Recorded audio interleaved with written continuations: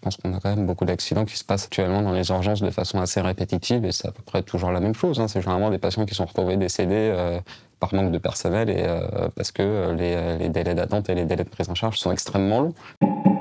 Je suis infirmier aux urgences donc depuis 11 ans. J'essaye de faire du mieux que je peux pour faire mon métier, mais après on est limité par les moyens et par le manque de lits d'hospitalisation principalement qui nous conduisent à faire des choix qui sont parfois proches de la maltraitance effectivement pour les patients. Quand on a 20 patients à coucher et qu'on a un service qui est constitué de 10 lits, il va falloir faire un tri. Effectivement, c'est un tri qui est un petit peu maltraitant dans le sens où il y aura 10 personnes qui vont être couchées dans un lit et il y en aura 10 autres qui vont rester sur un brancard. Toutes les études le prouvent, quand vous restez allongé sur un brancard pendant plus de 24 heures, vous augmentez votre risque de mortalité. Quand vous avez plus de 75 ans et que vous restez plus de 5 heures allongé sur un brancard, votre risque de mortalité et de comorbidité en tout cas augmente et la durée d'hospitalisation augmente. En fait, c'est un cercle un petit peu vicieux puisque plus on garde les gens sur des brancards aux urgences, plus leur durée derrière d'hospitalisation va s'allonger, plus ça va retarder derrière la possibilité d'hospitaliser d'autres personnes qui se présentent aux urgences. Enfin, 24 heures sur un brancard, très clairement, dans certaines urgences, c'est pas long. En 2019, on avait relevé, je crois, à Saint-Étienne, c'était un grand-père qui était resté pendant 5 jours sur un brancard. On fait l'hospitalisation dans les urgences, puisqu'il n'y a pas de lit d'hospitalisation, donc on fait les traitements et les soins au sein des urgences.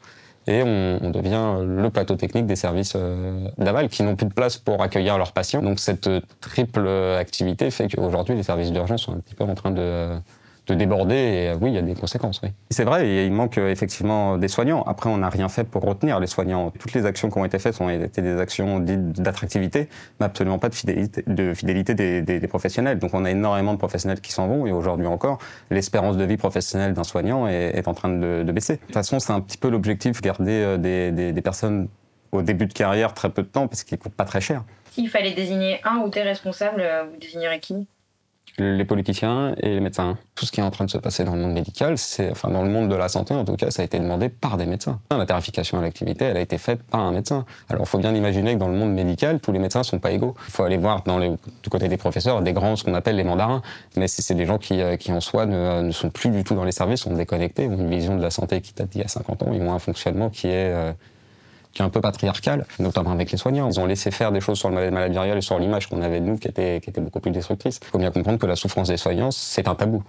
Ça n'existait pas avant qu'on en parle, ça n'était pas reconnu, et puis même c'était au-delà de ça, c'est-à-dire que quand quelqu'un disait qu'il avait de la souffrance, en réalité on lui disait que simplement ce métier n'était pas fait pour lui. On voit qu'il y a une omerta totale et il y a une puissance de ces mandarins et de cette philosophie médicale qui est absolument incroyable. Je suis pas sûr que l'hôpital public s'effondre en tant que tel. Il y en a beaucoup qui pensent que l'hôpital public s'effondrera en même temps que la sécurité sociale. Après, derrière, je pense qu'on va retourner sur un hôpital public où où ça sera réservé, si vous voulez, à une partie de la population, soit qui n'a pas les moyens, soit, comme je le disais au début, qui ont des pathologies qui ne sont pas prenables dans le service privé parce que beaucoup trop cher.